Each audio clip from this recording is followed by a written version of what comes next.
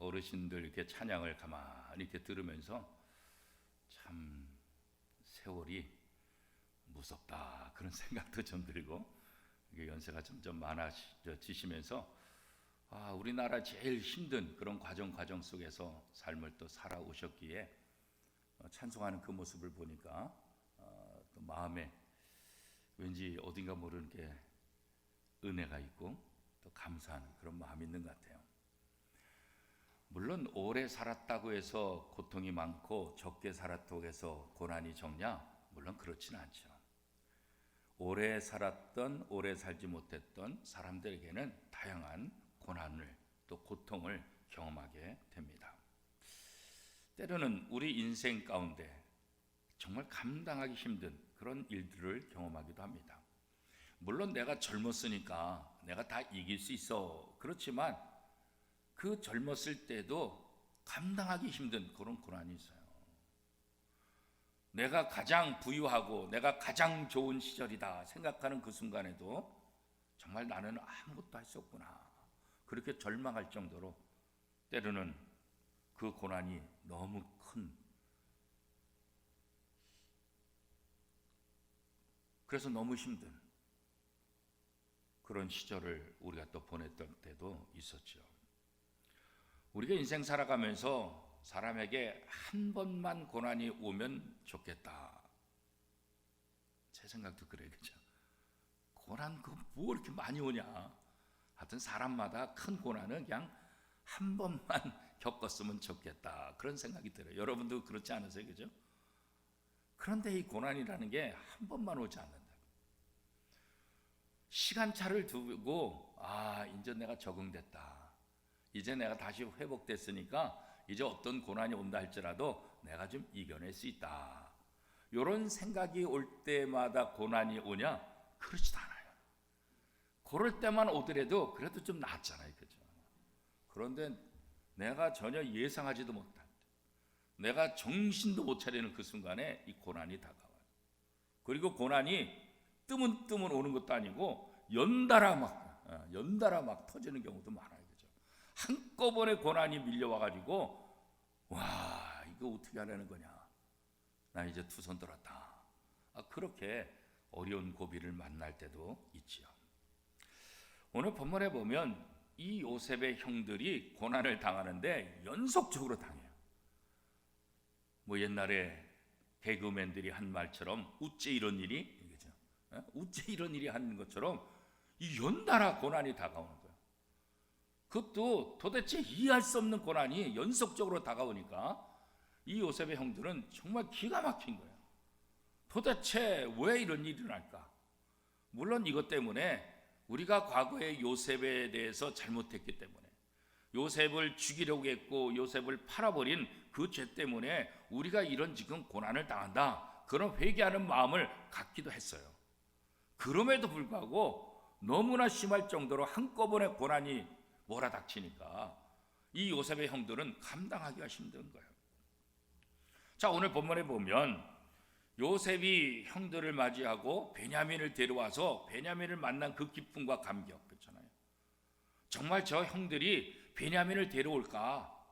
아마 안 데려올 수도 있겠다. 형들에 대한 의심을 했었는데 그 의심이 다 사라진 거예요.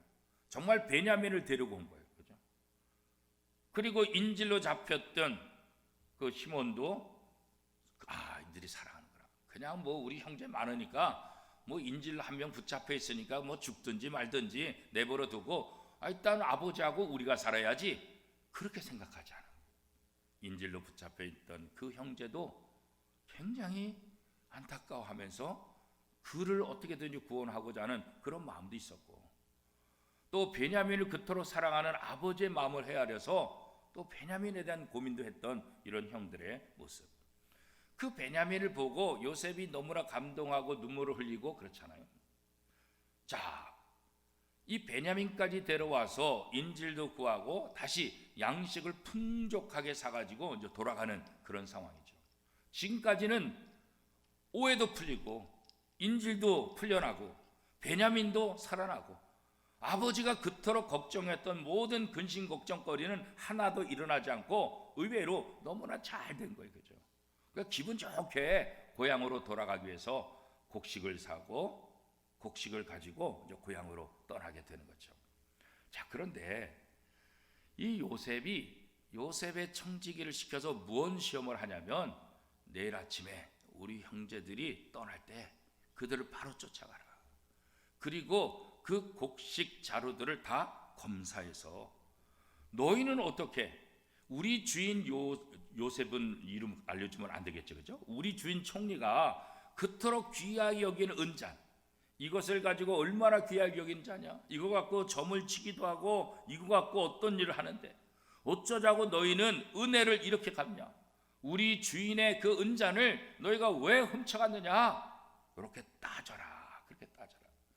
너희는 정말 선을 악으로 갚는 이 악한 사람들이구나. 이렇게 따져라고 지시를 내린 거예요. 그래서 그 다음날 이 청지기가 쫓아가서 똑같이 하잖아요. 요셉이 형제들에게 왜 이런 시험을 했을까요? 이 형제들이 정말 예전에 자기를 팔아버릴 때 그 모습 그대로 있는가? 아니면 형제들에 대한 사랑이 있는가? 물론 시몬의 인질을 갖다가 구하기 위해서 베냐민까지 데려왔던 그런 모습을 통해서 이젠 좀 예전하고 달라졌다 이렇게 느낄 수는 있겠지. 그러나 마지막으로 테스트를 하고자 하는 거예요. 정말 이 형들이 변화됐는가?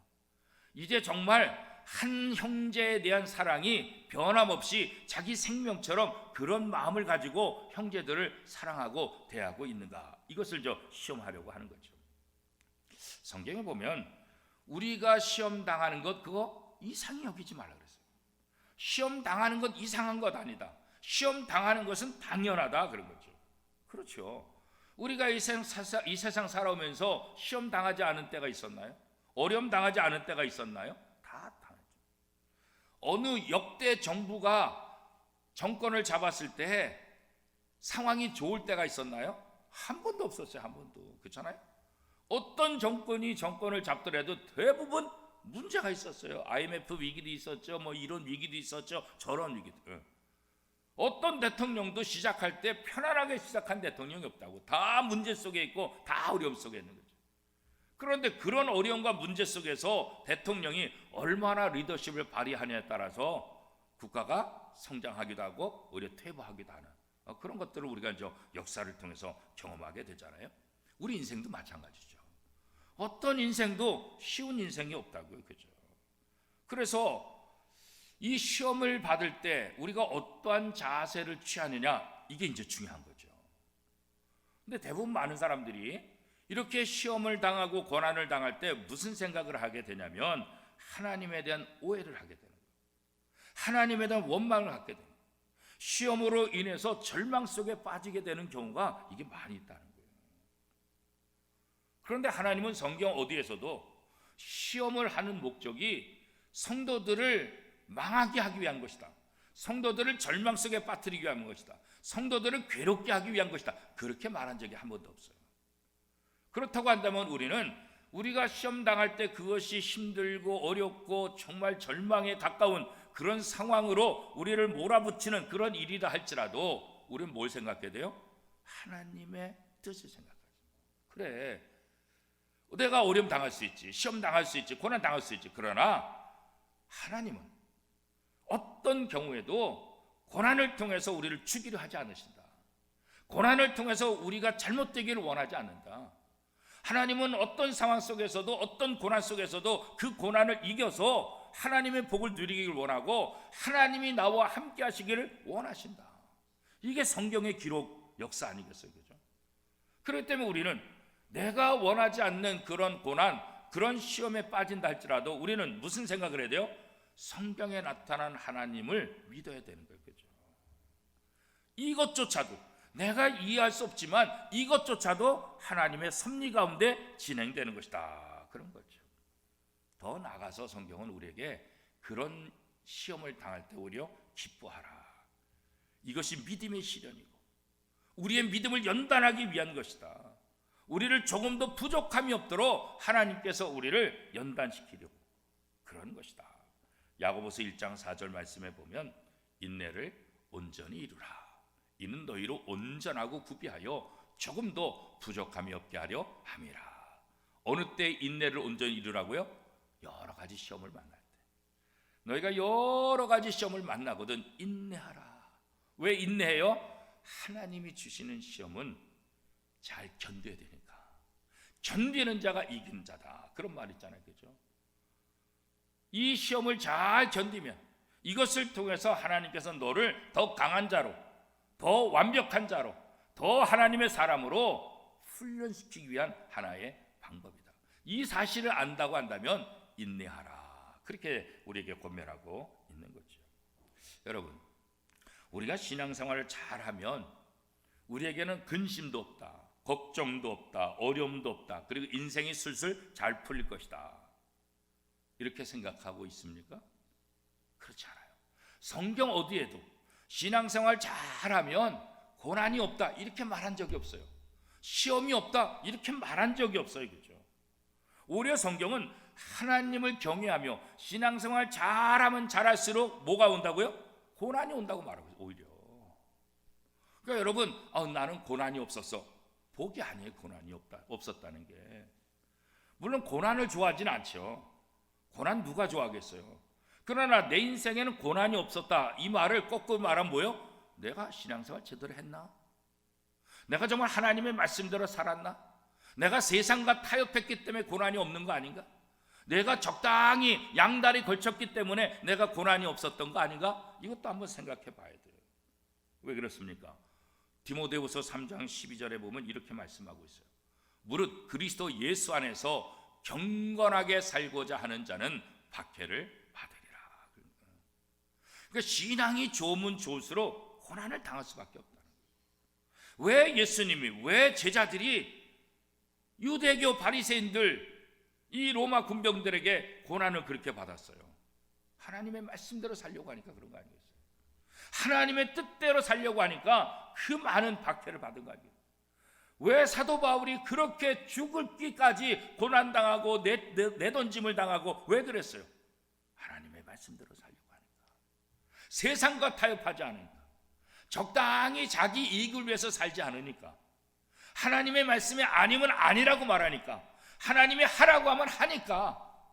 그러니까 사도 바울에게, 제자들에게, 사도들에게 그런 고난이 다가온 것 아니겠어요? 우리는 때때로 성경이 아니라 세상적인 원칙을 믿을 때가 참 많아요, 그죠? 이 세상의 원리가 마치 하나님의 약속인 것처럼 믿고 살아갈 때가 있어요. 왜 그래요? 내 편한 대로 합리화시키기 위해서 그런 거예요, 그죠?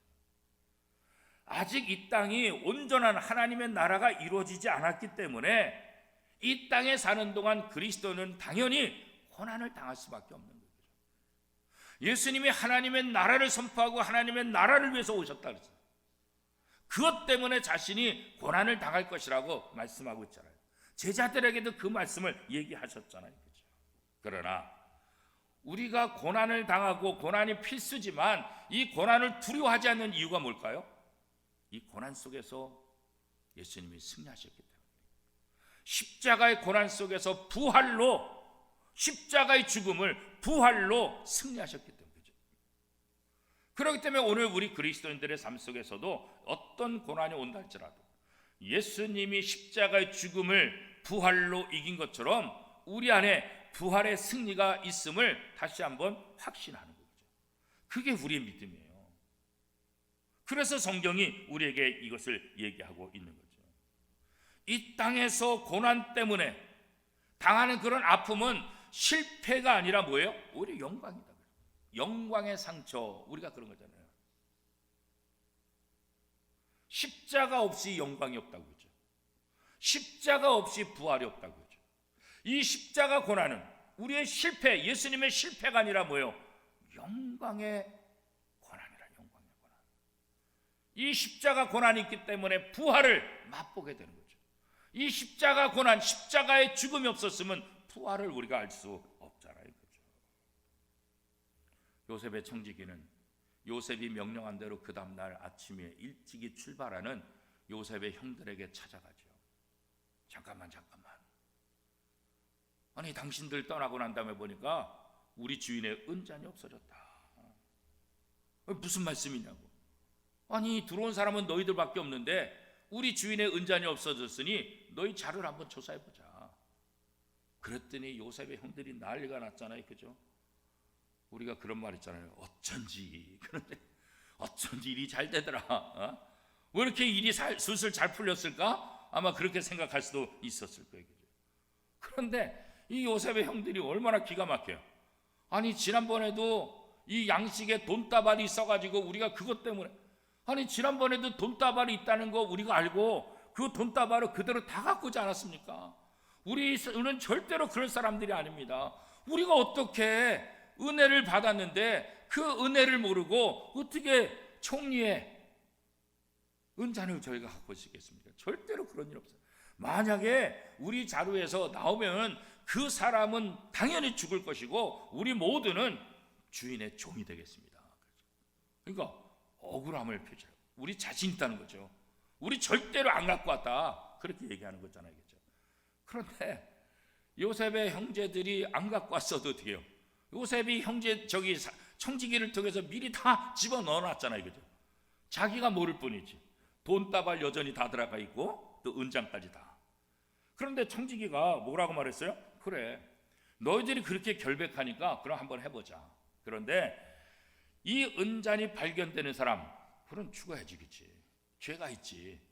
그리고 너희들은 다 죽지 않고 너희들은 죄가 없으니까 그 은잔을 발견된 그 사람만 고난을 당하게 될 것이다. 그렇게 얘기를 하죠.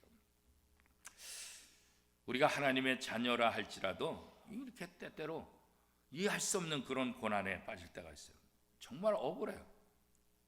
정말 억울한 때가 있잖아요. 그죠? 모함을 받을 때 있잖아요. 정말 세상 사람들은 그럴 때 뭐라 미치고 환장하겠다 막 그렇잖아요. 미치고 팔짝 뛰겠네.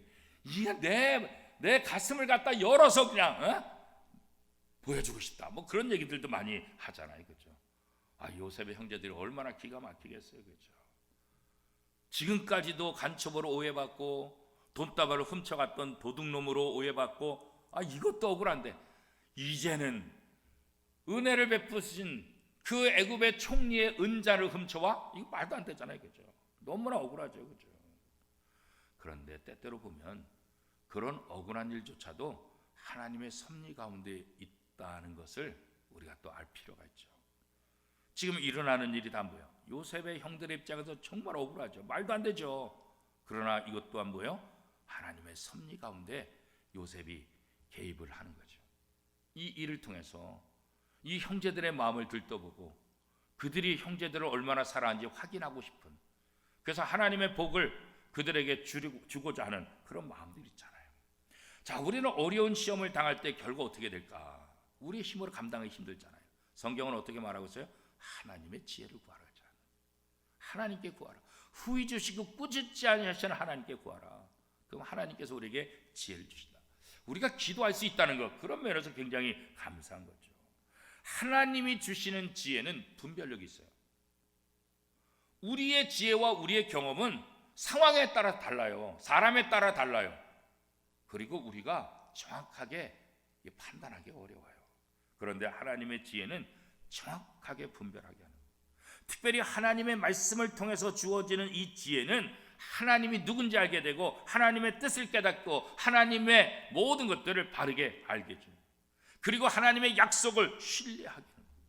그래서 이 하늘의 지혜는 우리로 하여금 넘어지지 않게 하는, 흔들리지 않게 하는, 어떤 상황 속에도 하나님을 바라보고 하나님을 의지하는 강한 믿음을 주는 것, 그게 뭐예요?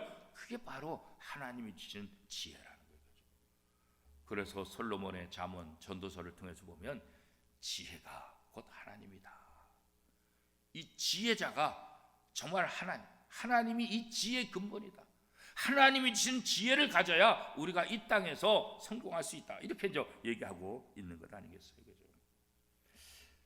우리가 이렇게 세상에서 요셉의 형들처럼 때때로는 억울한 일 이렇게 당할 수 있어요. 불합리한 시험들, 그죠? 고난들, 그렇죠. 그러나 이 순간에 우리가 무슨 생각을 해야 될까요? 반드시 손으로 악을 이긴다. 반드시 하나님이 우리를 도우신다. 세상으로부터 감당하기 힘든 억울하고 불합리한 그런 고난, 그런 시험, 그런 일들이 온다 할지라도 그 상황 속에서 분노하고 절망하고 원망하는 것이 아니라 그 상황 속에서 나를 위해서 십자가를 지신, 내 모든 죄를 대신 지신 주님을 바라보는 거예요. 사실 예수님이 얼마나 억울해요, 그죠? 예수님이 이 땅에 가서 무슨 죄를 졌다고 그렇게 십자가형을 당할 정도로 그렇게 고통스러운 죽음을 당해야 될 이유가 없잖아요. 예수님 정말 억울하게 죽으시는 거잖아요.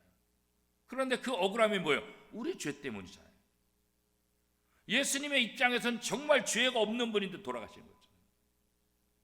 개인적인 입장에서는 얼마나 억울해요, 그죠? 그런데 예수님은 그런 억울함 속에서도 자기를 드러내지 않았어요. 자기를 살려달라고 말하지 않아요. 욕하는 그들에게 같이 맞대고 욕하지 않으셨어요. 고난을 당하되 오히려 그들을 위로하며 그 십자가를 묵묵히 지셨잖아요. 하나님께서 예수님에게 주신 그 사명을 잘 감당하고 결국 악을 선으로 이기는 것이 무엇인가를 십자가를 통해서 우리에게 보여주셨잖아요. 우리가 그거 잊지 말아야 된다. 사실 인간적으로 저도 마찬가지지만 여러분들도 이 땅에서 억울한 일 당할 때 얼마나 많아요, 그죠? 그런데 그 억울한 일을 내가 해결하려고 해도 해결이 안 돼. 오히려 그 억울한 일을 해결하려다가 더 이상하게 문제가 커지고 더 힘든 일로 빠지게 되는 그런 경우도 있잖아요, 그죠? 그러니까 더 억울한 거죠, 그죠? 자, 예수님은 우리를 위해서 어떤 고난을 당하셨는가? 베드로전서 2장 23절에 보면 예수님이 고난 당할 때 이렇게 말씀하셨어요. 욕을 당하실 때 맞대어 욕하지 아니하시고 고난을 당하실 때 위협하지 아니하시고 오직 공의로 심판하시는 이에게 부탁하시며. 그죠? 요즘 새벽기도 다윗에 대한 사무엘상 이렇게 이제 공부하고 있는데 다윗에게 있어서 가장 중요한 것은 뭐냐? 하나님의 주권을 믿는 거예요. 내가 사울 왕을 죽일 수 있는 기회가 있음에도 불구하고 안 죽여요. 왜냐하면 하나님의 주권을 믿기 때문에. 심판은 하나님에게 있고 원수 갚는 것 하나님에게 있다는 그 말씀을 분명히 믿기 때문에 자기가 하는 거죠. 오늘 우리도 마찬가지예요.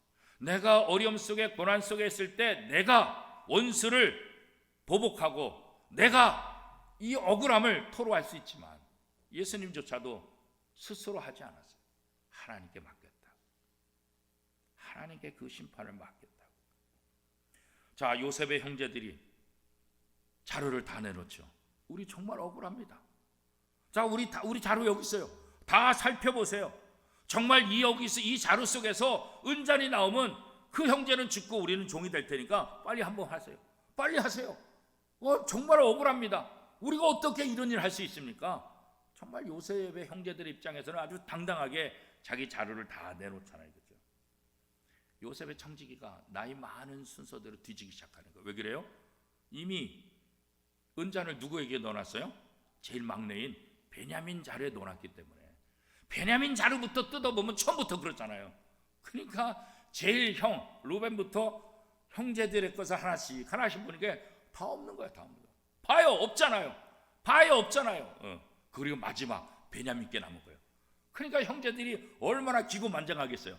봐요, 지금까지 나오지도 않았잖아요. 왜 우리를 억울하게 합니까? 왜 이런 일을 합니까? 얼마나 소리를 질렀을까? 그냥 제 상상을 해보니까, 그죠? 여기 그런 건 나와 있지 않지만 이 자료를 열고 없다는 거 확인할 때마다 이 형제들이 얼마나 억울함을 토로하며 그랬을까요? 그런데 마지막 베냐민 자를 딱 여니까 거기에 은잔이 있는 거예요, 그죠? 얼마나 기가 막혔을까요, 그죠? 얼마나 기가 막혔을까요? 그렇게 당당했던 모든 모습이 어떻게 한순간에 얼어붙었을 것 같아요. 한순간에 얼어붙어. 꼼짝 못하고 이게 도대체 무슨 일인가, 그죠? 상상도 할 수 없는 일. 어떻게 베냐민의 자루에서 이 은잔이 나와요, 돈 뭉치가 나와요, 그죠? 말도 안 되잖아요, 그죠? 형제들은 자신의 옷을 찢고 다시 그 양식을 자루에서 묶고 나귀에 짐을 씌워서 요셉이 있는 성으로 다시 돌아가죠. 베냐민에게 은잔이 발견됐지만, 야, 너 도대체 왜 그래? 아니, 너 어쩌자고 이런 일 했어? 너 때문에 우리가 지금 또 어떤 고생을 해야 될지 알아? 앞에도 우리가 얼마나 고생했는지 알아? 이제 아버지는 어떻게 하냐? 우리 또 어떻게 하냐? 지난번에도 도적으로 간첩으로 몰려서 간신히 위기를 극복하고 왔는데 너 어쩌자고 막내야? 너 왜 그러냐? 너 네가 해결해. 우리 형제들은 아무것도 안 갖고 왔다. 우리는 문제 없다. 네 자료에서 나왔으니까 이거 네가 가서 책임져. 이건 네 문제야. 그렇게 말할 수 있었지만 형제들은 어느 누구도 베냐민에게 화를 내지 않았어요. 베냐민에게 뒤집어지지 않았어요. 우리가 다 같이 가자. 우리가 다 같이 가자. 베냐민의 일이 자신의 일로 생각하고 우리가 다 같이 가자. 우리 정말 억울하다고. 우리 공동체에서 문제를 해결하는 가장 좋은 방법은 뭘까요? 혼자서 감당하면 힘든 거예요. 그러나 함께 감당하면 쉽죠. 그렇죠? 혼자서 해결하려면 해결할 수 없어요. 방법도 없어요. 그러나 여러 사람이 맞대고 기도하면 지혜도 생기는 거예요. 나로서는 깜깜한데 다른 사람들이 좋은 아이디어를 내는 거예요. 그렇죠? 결국 요셉은 형제들에게 그걸 요구한 거예요. 예전에 자기를 팔아버리듯이 이 베냐민조차도 또 버리지 않을까? 예전의 형들의 모습이 아직까지도 남아있지 않은가? 이제는 정말 회개하고 그 형제들을 자기 몸처럼 생각하고 있는가? 그렇잖아요. 그거를 테스트하기 위한 거예요. 갈라디아서 6장 2절은 이렇게 말합니다. 너희가 짐을 서로 지라. 그리하면 그리스도의 법을 성취하리라. 혼자서는 무거워요. 혼자서는 감당하기 힘들어요. 예전에도 보면 종종 가장이 자기 혼자 짐을 다 지는 경우 있잖아요. 아내에게도 얘기 안 하고 자식들에게도 얘기 안 하고 그냥 자기 혼자 끙끙대다가 그래서 어떤 분들은 생명을 끊는 분들도 있잖아요. 자기 혼자. 근데 어떤 분들은 아내에게 얘기하고 자식에게 얘기하고 우리가 어떻게 했으면 좋겠까? 교인들한테도 얘기하고 친구들한테도 얘기하고 부모님한테도 얘기하고 그렇죠? 나 혼자 감당하기 힘드니까 나를 도울 수 있는 사람들을 찾아가서 기도도 요청하고 지혜를 구하는 모습들 그렇죠? 우리 주변에 그런 사람이 있다고 한다면 우리도 내일처럼 그렇죠? 교회가 뭐예요? 그리스도의 몸이 교회라고 그랬죠. 예수 그리스도를 머리로 한 이 지체들 각각의 지체들이 모여 있는 것 이게 한 몸이라 그랬잖아요. 예수 그리스도를 머리로 한 각각의 지체들이 우리라 그랬잖아요. 교회 안에서 때때로 힘들고 어려운 분들이 있을 때 우리의 지체잖아요. 내 팔이잖아요. 내 발이잖아요. 내 머리잖아요. 내 모든 것잖아요. 함께 아파하고 함께 위로하고 함께 격려할 때 이겨나갈 수 있는 거죠. 그게 바로 사랑이죠. 그게 바로 공동체죠. 그죠? 하나님은 삶 가운데서 만나는 여러 가지 시험, 고통 이런 가운데 우리에게 믿음의 공동체, 교회를 선물로 주신 거예요. 그죠? 이 교회를 통해서 서로 협력하라고, 이 교회를 통해서 서로 위로하라고, 이 교회를 통해서 서로 힘을 나눠줘서 함께 살아가라고. 그죠? 요셉은 바로 형제들에게 그것을 얘기하고 싶은 거예요. 단 한 사람의 문제가 아니라 이 형제들이 함께 하나가 되는 거예요. 함께 아파하고 함께 고민하고 함께 문제를 해결하고자 하는 그런 사랑의 공동체인 거죠. 우리 원미동교회가 교회 창립 50주년을 맞이하면서 정말 지체들 몸으로서 서로를 염려하고 서로를 생각하는 그런 아름다운 우리 원미동교회 공동체가 될 수 있기를 축복합니다. 그래서 그러할 때 공동체는 든든히 서가게 되는 거예요. 위험에 빠졌을 때 괜찮아요. 우리가 시험을 볼 때 시험 답안을 미리 다 알고 있으면 얼마나 쉬워요. 그죠? 걱정하지 않죠. 뭐. 내가 공부한 것들이 다 나오고 내가 답을 다 알면 시험을 두려워하지 않잖아요. 하나님은 우리에게 너희가 여러 가지 시험을 만나고도 온전히 기쁘게 여기라. 너희들 조금도 부족함이 없도록 구비하기 위해서, 완벽하기 위해서 여러 가지 시험을 만나게 되는 것이다. 답을 알잖아요. 우리 모범 답안을 알려주잖아요. 모범 답안. 성경을 통해서 모범 답안을 우리에게 알려주셨잖아요. 그렇죠? 우리는 답을 알기 때문에 두려워하지 않는 거예요. 염려하지 않는 거예요. 이 모범 답안은 결국은 뭐예요? 너희가 믿음의 공동체로서 한 지체다. 서로 사랑으로 이 문제를 해결하라 그랬잖아요.